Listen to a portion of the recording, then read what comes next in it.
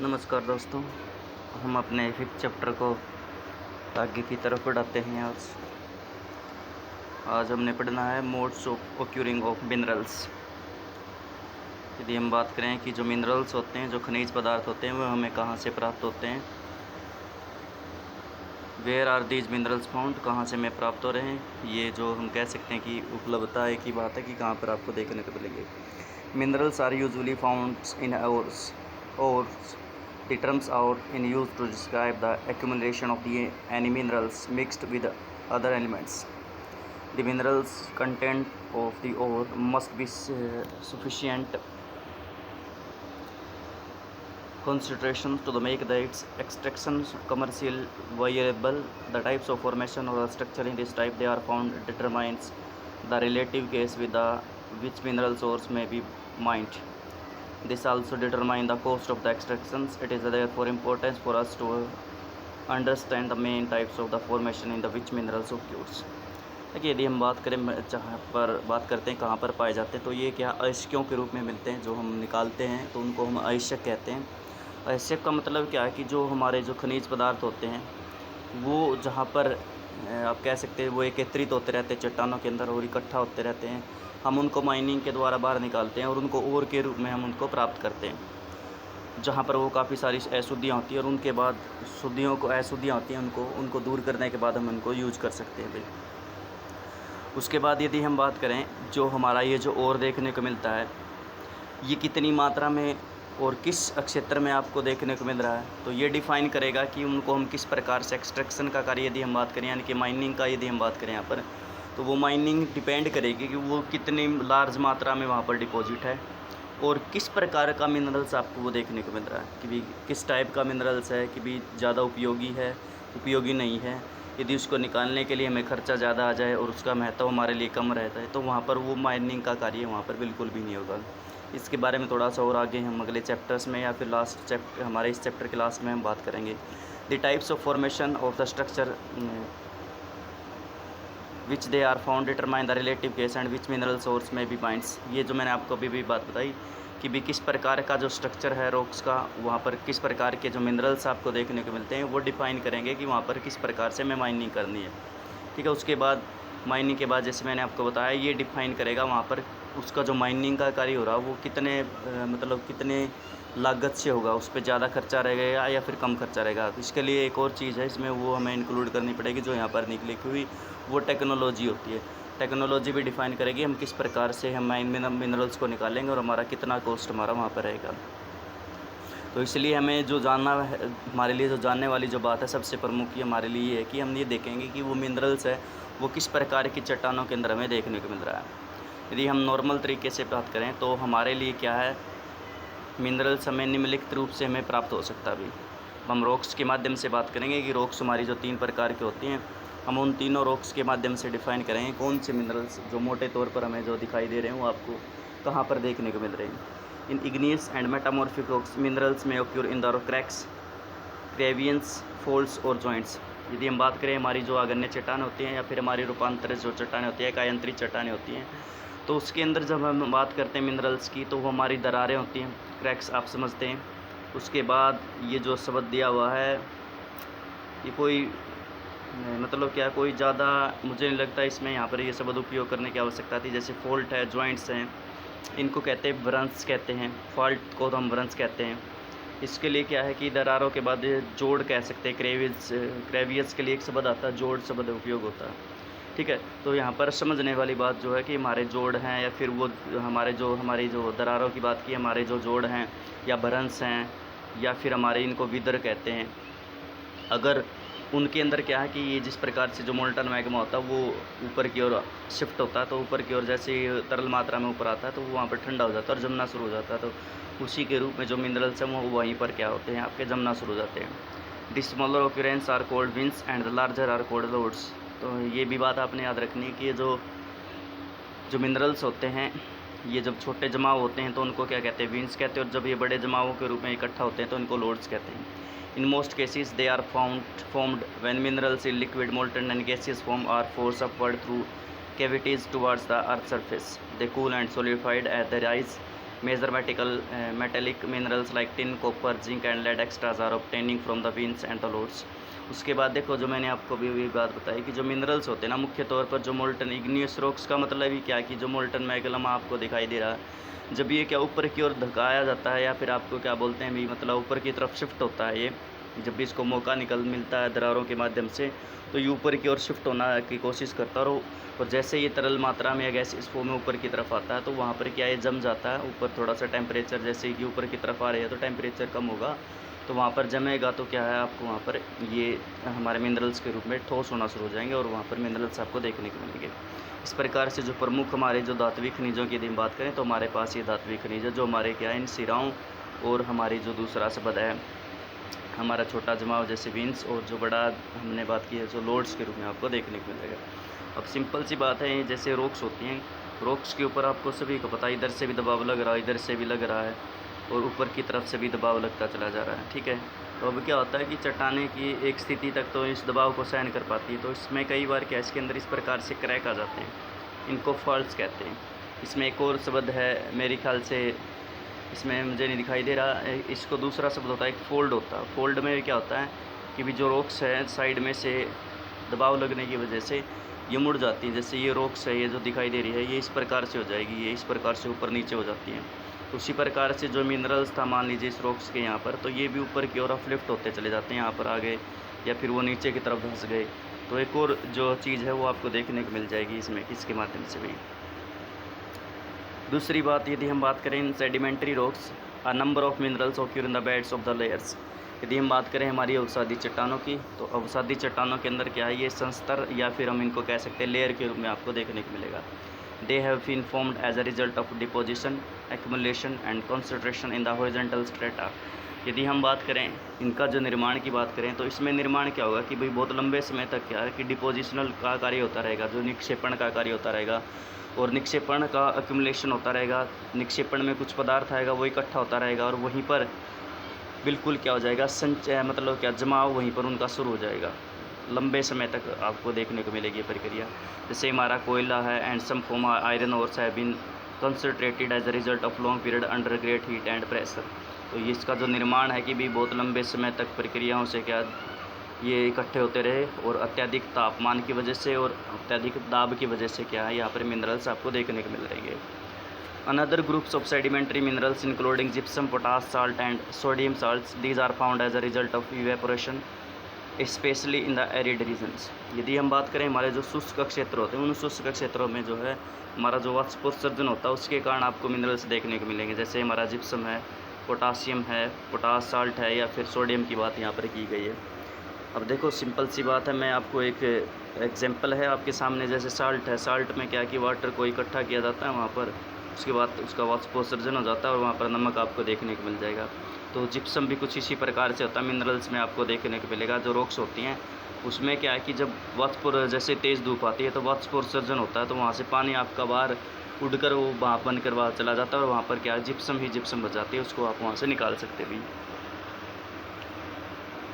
Another mode of formation involves the decomposition of the surface rocks and the removal of the soluble constituents, leaving a residual mass of the weathered material containing ores. अब हमने जो यहाँ तक बात की है कि भाई ये तो हमारे लिए जो काम था ये सारा का सारा हमने अगन्य चट्टान, और दूसरा हमने जो पढ़ा है वो हमने पढ़ा है इसका जमाव के बारे में पढ़ा है, या फिर अब सादी चट्टानों की हम बात कर सकते हैं। कुछ और हैं चट्टानों के बारे में कि जो खनिज होते हैं यदि हम उनकी बात करें तो उनका जो है कई बार क्या जो सरफेस की जो रॉक्स हैं वो उनका डिकम्पोजिशन हो जाता है, यानी कि वो अपघटित हो जाती है। अपघटन किसके प्रकार से होगा, दो ही चीज़ें हैं, आपको सभी को पता है इसके बारे में भी। जो हमारा इरोजन होता है या फिर वेदरिंग होती है, ये देखो यहाँ पर लिखा हुआ है residual mass of weather materials containing ores, यानी कि जो यहाँ पर चट्टानें होती हैं वो क्या अपघटित हो जाती हैं। वेदरिंग आपने सुना होगा कि भी रासायनिक या भौतिक अभिक्रियाओं द्वारा जो चट्टानें होती हैं वो अपने स्थान पर टूटना फूटना शुरू हो जाती है। अब ये टूटना शुरू हो जाएंगी तो उसकी तली के यहाँ पर ये जो मिनरल्स आपको डिपॉजिट होते हुए देखने को मिल जाएंगे भी। ठीक है, तो हमारा जो बॉक्साइड है, bauxite is a form this way, और बॉक्साइड जैसे हम एल्यूमिनियम प्राप्त करते हैं तो उसका ये बहुत अच्छा एग्जाम्पल आपको देखने को मिलेगा। उसके बाद हमारे पास है सर्टेन मिनरल्स में occur in the alluvial deposits in sand of valley floors and the base of the hills. अब हमारे यहाँ पर कुछ क्षेत्र ऐसे होते हैं जो पहाड़ियों का जो आधार होता है, यानी कि जो बिल्कुल नीचे वाला जो पोर्शन होता है पहाड़ियों का, ठीक है, तो वहाँ पर ये जो जमाव हो जाते हैं, इसमें कहते हैं इसको जलोढ़ निक्षेप कहते हैं, जलोढ़ जवाब आप कह सकते हैं इनको। तो यहाँ पर भी इस प्रकार से भी मिनरल्स आपको देखने को मिल जाएंगे। These deposits are called the placer deposits and generally contain minerals. इनको क्या प्लेसर निक्षेप के नाम से जाना जाता है, और यहाँ पर क्या मिनरल्स आपको देखने को मिलेंगे। Which are not corroded by the water. Gold, silver, tin and platinum are the most important among such minerals. और इन मिनरल्स की यदि हम बात करें तो इसमें एक विशेषता रहेगी, जो जल होता है, वैसे तो क्या है, जल हमारा अपर्दन करता रहता है, तो अपर्दन क्या जो जल होता है इन मेटल्स को क्या वो अपर्दित नहीं कर पाता, इसलिए क्या ये छोटे छोटे जमाव के रूप में क्या घाटी की तली में आपको देखने को मिलेगा, और इन्हीं को क्या है प्लेसर निक्षेप के नाम से जाना जाता है। जैसे गोल्ड, सिल्वर और प्लेटिनम हमारे लिए सबसे इम्पोर्टेंट आपको देखने को मिलेगा। इसी प्रकार से सबसे लास्ट है the ocean water containing vast quantities of the minerals but most of these are too widely diffuse to be of the economic significance. However, common salt, magnesium and bromine are largely derived from the ocean water. The ocean beds too are rich in the magnesium nodules. देखिए, इसके साथ साथ एक और जो विशेषता आपको देखने को मिल रही है कि भी हमारे जो है, हमने बात की कि यहाँ पर आपको देखने को मिल रहे हैं चट्टानों के अंदर एक और विशेषता है, वो हमारी विशेषता है कि हमारा जो समुद्री जल होता है वहाँ पर भी आपको बहुत बड़ी मात्रा में जो खनिज पदार्थ देखने को मिलेंगे। लेकिन ये जो खनिज हैं, इतने बड़ा जो सरफेस के ऊपर पानी है जो 97 डिग्री सरफेस, मतलब 97 डिग्री, सॉरी हमारा 97 डिग्री तो वो इसमें आता है, वो लवणीय जल के अंदर बात करते हैं, टोटल जल का हम बात करते हैं। यहाँ पर जो हमारा 71% जो वाटर का भाग है जो पृथ्वी के ऊपर, तो ये इस प्रकार से बहुत लंबे एरिया के ऊपर फैला हुआ है, इसलिए जो है इसकी इकोनॉमिक जो है रेलिवेंस की यदि हम बात करें तो रेलिवेंस इसका जो है इकोनॉमिक वो हमारा बहुत ही कम हो जाता है। ठीक है, देखिए सिंपल सी बात है, जब हम उसको निकाल रहे हैं, कम मात्रा में निकल रहा है और हम पैसा ज़्यादा खर्च कर रहे हैं, तो हमारे लिए इस माइनिंग का कार्य हमारे लिए कोई ज़्यादा महत्व नहीं रखता। इसलिए क्या ये बहुत लंबे एरिया के ऊपर फैले मिनरल्स, इसलिए थोड़ा सा इसका जो महत्व है थोड़ा सा कम हो जाता है। लेकिन फिर भी कुछ हैं जैसे कॉमन साल्ट है, मैग्नीशियम है, ब्रोमाइन है, ये हमारे ओशियंस वाटर के अंदर से निकाले जाते हैं। ठीक है, या फिर हमारा जो ओशियंस का जो फ्लोर बोलते हैं, आप कह सकते हैं बिल्कुल समतल, बिल्कुल प्लेन एरिया होता है नीचे की तरफ, वहाँ पर आपको क्या है कि मैग्नीज़ की जो इन नोडल्स होते हैं, मैग्नीज़ की ग्रंथि बोला जाता है इनको, मैग्नीज़ की ग्रंथि आपको देखने को मिल जाएंगी। अब एक सिंपल सी बात है, यदि आपको पता हो कि आपने सुना होगा कि भी जिस प्रकार के वेरिएबल्स आपको सरफेस के ऊपर दिखाई दे रहे हैं ना, तो उसी प्रकार से जो समुद्री जल होता है, तो समुद्र के अंदर भी आपको इसी प्रकार की विशेषता देखने को मिलेगी। कुछ इस प्रकार से होता है, जो तट का क्षेत्र होता है, यानी कि कोई भी लैंड लगा लीजिए, मान लीजिए कोई ये लैंड है तो ये समुंदर लगता हुआ, तो इसमें आपको एक विशेषता देखने को मिलेगी इस प्रकार से।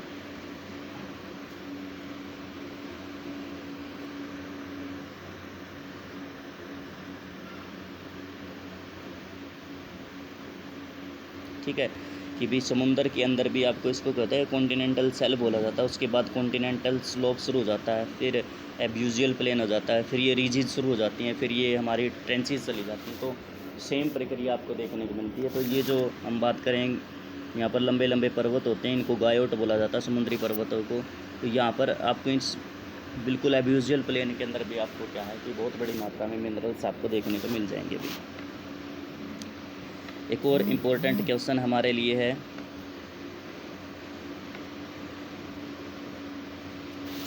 रेड होल की यदि हम बात करते हैं, रेड होल माइनिंग।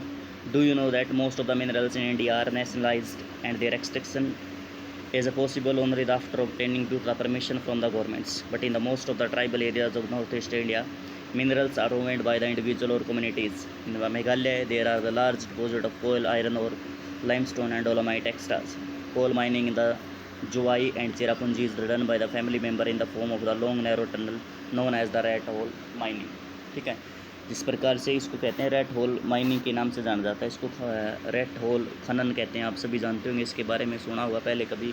इसमें क्या होता है कि जो खनन का जो कार्य होता है वो एक संकरी सुरंग बना ली जाती है, और ये सुरंग क्या है किसी भी इंडिविजुअल व्यक्ति के द्वारा बनाई जाती है। इसमें क्या है कि कोई ये नहीं कहते कि गवर्नमेंट के द्वारा की जाती है, तो हर एक घर के अंदर क्या वो माइनिंग वगैरह काम होता है। और मुख्य रूप से क्या मेघालय के अंदर आपको ये देखने को मिल जाएगा, जिसमें क्या वो आयरन और लाइमस्टोन है, डोलामाइट वगैरह वो खुद माइनिंग करते हैं। लेकिन उससे पहले कि जो माइनिंग का जो सारा का सारा कार्य होता है वो गवर्नमेंट के हक के अंदर, गवर्नमेंट के अंडर में आता है, तो गवर्नमेंट आपको परमिशन देती है, उसके बाद वो माइनिंग का कार्य कर देते हैं। लेकिन फिर भी नॉर्थ ईस्टर्न स्टेट के अंदर आपको एग्जाम्पल आपको देखने को मिलेगा, 2 जगह बताई गई हैं, जो वाइज और चेरापूंजी, इनको ज़रूर याद कर लेना भी।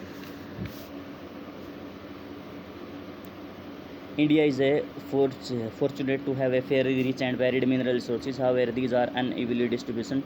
Broadly speaking, peninsular rocks contain most of the reserve of the coals, metallic minerals, mica, and many other non-metallic minerals. Sedimentary rocks on the western Ghats and western flanks of the peninsula in the Gujarat and Assam have most of the petroleum deposits. ये हम थोड़ा थोड़ा बताते हैं, लेकिन minerals हैं, geography बताती है, डिस्ट्रीब्यूटेड है, डिस्ट्रीब्यूशन बताती है। तो ये डिस्ट्रीब्यूशन है आपको अनइवन मिलेगा, वेरिड मिलेगा, अनइवन मिलेगा, सिंपल एक ही बात है। देखो हमारे यहाँ पर हैं बहुत बड़ी मात्रा में मिनरल्स हैं, लेकिन उनका जो वितरण यदि हम बात करें तो वो आपको एक जगह पर ही आपको ज़्यादा देखने को मिलेगा, यानी कि कहीं पर ज़्यादा कहीं पर कम है, यानी कि सभी जगह ये समान रूप से वितरित नहीं है। ठीक है, मुख्य रूप से हम बात करते हैं जो हमारी पेनिनसुलर जो प्लेटू होती है उसके अंदर आपको सबसे ज़्यादा देखने को मिलेंगे ये मिनरल्स हैं, आप पढ़ लेना, ये आपको देखने को मिलेगा। इसके अलावा जो हमारा वेस्टर्न और ईस्टर्न फ्लैंक्स है पेनिनसुलर का घाट आप कह सकते हैं, वहाँ पर जैसे गुजरात की बात करते हैं वहाँ पर आपको देखने को मिल रहे हैं, या फिर असम, 2 क्षेत्र ऐसे हैं गुजरात और असम का, या फिर हमारा महाराष्ट्र की बात करेंगे तो वहाँ पर पेट्रोलियम की डिपॉजिट आपको सबसे ज़्यादा देखने को मिलेगा। असम में हमने सबसे पहले पेट्रोलियम हमने सर्च किया था भारत के अंदर। Rajasthan with the rock system of the peninsular has receive many non ferrous minerals. Rajasthan के अंदर क्या है, आपको एलुए धातु आपको देखने को सबसे ज़्यादा मिनरल्स देखने को मिलेंगे। The vast alluvial plains of the north India are almost devoid of the economic minerals. These variation exist largely because of the differentiation in the geological structure processes and the time involved in the formation of the minerals। देखो हमारा जब यदि हम बात करें, अब हम उत्तरी भारत के अंदर आ जाते हैं, तो उत्तरी भारत के अंदर जब हम बात करते हैं खनिजों की, तो वहाँ पर आपको बहुत ही कम मात्रा में देखने को मिलेंगे, नैब के बराबर ही आपको मिनरल्स देखने को मिलेंगे। इसका कारण क्या है कि वहाँ का जो स्ट्रक्चर बना हुआ उसके बनने का समय, किस प्रकार की वो प्रक्रियाओं से होकर गुजरा, कितना समय उन्होंने लगाया है यहाँ पर बनने के लिए, वो डिफाइन करेगा कि वहाँ पर मिनरल्स आपको देखने को मिल रहे हैं या नहीं मिल रहे भाई।